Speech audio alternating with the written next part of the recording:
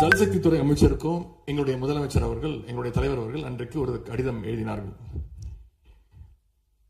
இதை அடுத்து அனைத்து சட்டமன்ற கட்சி தலைவர்கள் கூட்டத்தை கூட்டி எந்த காலத்திலும் அணையை கட்டக்கூடாது, அனுமதிக்கக்கூடாது என்ற தீர்மானத்தையும் நாங்கள் நிறைவேற்றினோம். ஜூலை மாதத்தில் மீண்டும் அதே ஒன்றிய அமைச்சர்கிட்ட நேரில் சென்றும் வலியுறுத்தி இருக்கிறோம்.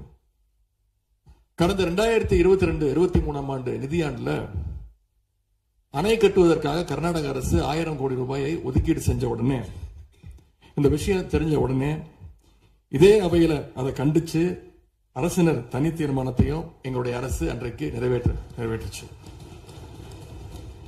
அன்றைக்கு எங்களுடைய தலைவர் அவர்கள், முதலமைச்சர் அவர்கள் பேசும்போது சொன்னார், தமிழ்நாட்டின் உரிமையில நாம அனைவரும் ஒன்றுபட்டு நிற்போம் அப்படின்னு எங்களுடைய தலைவர் அன்றைக்கு இது அவையில குறிப்பிட்டு பேசியிருக்கிறார்.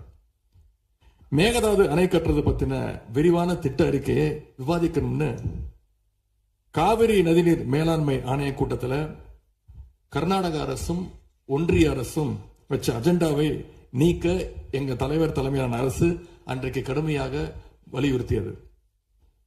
இதற்காக அன்றைய முதலமைச்சரான எங்களுடைய தலைவர் பிரதமருக்கு மீண்டும் ஒரு கடிதம் எழுதினார்.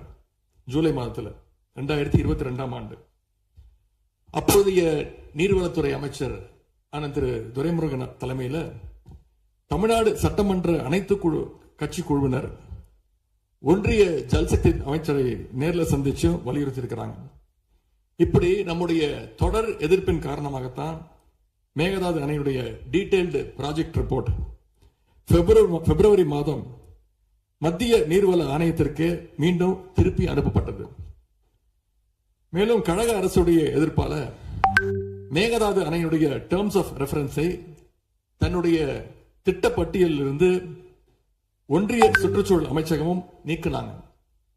அது மட்டும் இல்லாமல் 2024 ஆண்டு நவம்பர் மாதம் ஒன்றிய சுற்றுச்சூழல் அமைச்சர் எங்களுடைய அரசினுடைய நீர்வளத்துறை அமைச்சருக்கு ஒரு கடிதம் அனுப்பியிருந்தார்.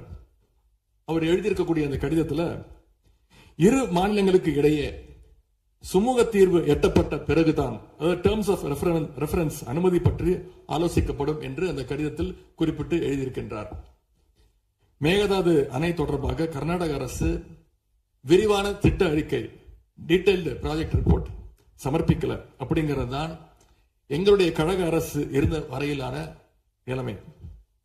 திராவிட முன்னேற்ற கழக அரசும் எங்களுடைய தலைவரும் தைரியமாக தமிழ்நாட்டின் எதிர்ப்பை பதிவு செஞ்சதுனால தான் இது சாத்தியமாச்சு என்பதை இந்த மாமன்றத்தில் நான் மீண்டும் பதிய வைக்க விரும்புகின்றேன்.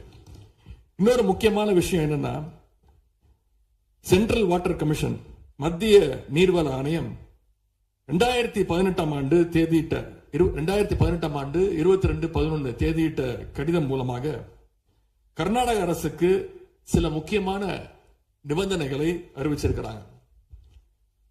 முதலாவது கண்டிஷன் என்னன்னா, மேகதாது அணை கட்ட மத்திய நீர்வள ஆணையம் நிபந்தனையற்ற அனுமதி எதுவும் கொடுக்கவில்லை. இரண்டாவதாக, அணையின் கட்டுமானத்திற்கான விரிவான திட்ட அறிக்கையை கர்நாடக அரசு தயாரிக்கிறதுக்கு முன்பாக தமிழ்நாடு அரசு தெரிவிக்கின்ற பல்வேறு ஆட்சேபனைகளை அவர்கள் பரிசீலனை செய்யணும். மூன்றாவதாக, மத்திய மின்வாரிய ஆணையத்திடமும் சம்பந்தப்பட்ட மாநிலத்தில் இருக்கக்கூடிய மத்திய